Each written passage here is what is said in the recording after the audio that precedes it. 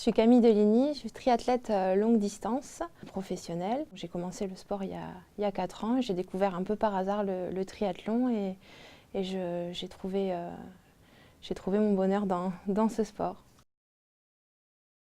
J'ai rencontré mon copain en 2014 qui faisait justement du cyclisme et du triathlon en loisir.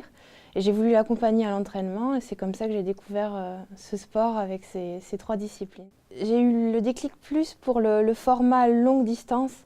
C'est ce qui m'a attirée dans ce sport, l'effort de longue durée, la gestion et l'aspect mental de cette discipline qui est quand même primordial dans la gestion de son effort. Des choses comme c'est un sport de barbare, c'est quelque chose d'extrême. Alors oui, c'est extrême, mais quand on est entraîné, comme il faut, ça fait appel à plein d'autres choses que simplement le physique et c'est très complet justement. Alors, il y en a de plus en plus, donc maintenant j'ai envie de dire je me sens pas isolée, on va dire. Ce que j'aime dans ce sport, c'est qu'on a les mêmes distances que les hommes, c'est-à-dire que la distance Ironman, donc le 3 km 800 en natation, les 180 km de vélo et les 42 km 200 à pied, c'est pareil pour les hommes ou pour les femmes. Et c'est quelque chose que j'apprécie. À vrai dire, tout premier triathlon que j'ai fait, c'était une longue distance, donc distance Ironman également. J'avais juste pour objectif de le finir puisque je m'étais mise au triathlon 2 mois avant seulement. Et à vrai dire, j'avais pas du tout idée de quoi je me lançais. C'est pas forcément, c'est plus difficile pour se faire accepter des fois. Il faut dire ce qui est, c'est pas encore facile. Par contre, au niveau purement physiologique, je pense qu'on a des capacités sur longue distance. Plus l'effort est long, moins les différences de niveau sont grandes entre les hommes et les femmes. Ça se vérifie sur tout un tas de disciplines en dehors du triathlon.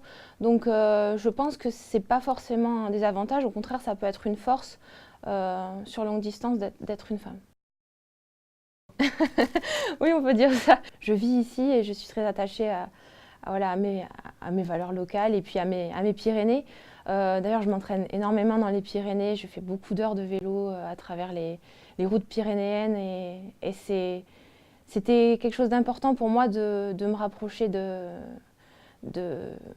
ma région et notamment de pouvoir la poser sur mon maillot plutôt que de courir sous les couleurs d'une autre ville. Je pense qu'il faut accepter ça et qu'il faut pas se comparer à la jante masculine. On ne peut pas comparer à haut niveau les hommes et les femmes. On sera toujours, les vitesses seront toujours inférieures. On franchira pas la ligne d'arrivée avant les garçons. C'est pas comme ça que ça marche. Mais je pense qu'il faut vraiment différencier ces 2 catégories différentes. Mais à l'entraînement, c'est toujours drôle d'aller titiller les garçons. Je pense qu'il ne faudrait pas séparer systématiquement les hommes et les femmes.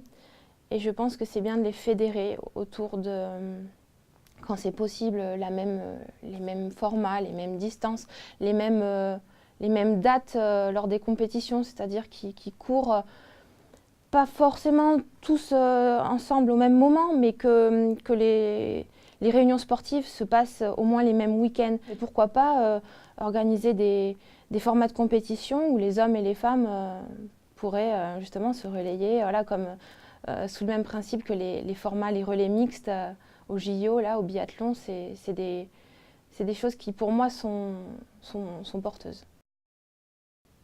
Dans tous les cas, j'aime les sports outdoor, donc j'aime être dans la nature, c'est ce qui me porte au quotidien, c'est d'aller m'entraîner dans la montagne, c'est ça vraiment. Mon cœur balance entre le cyclisme et la course à pied.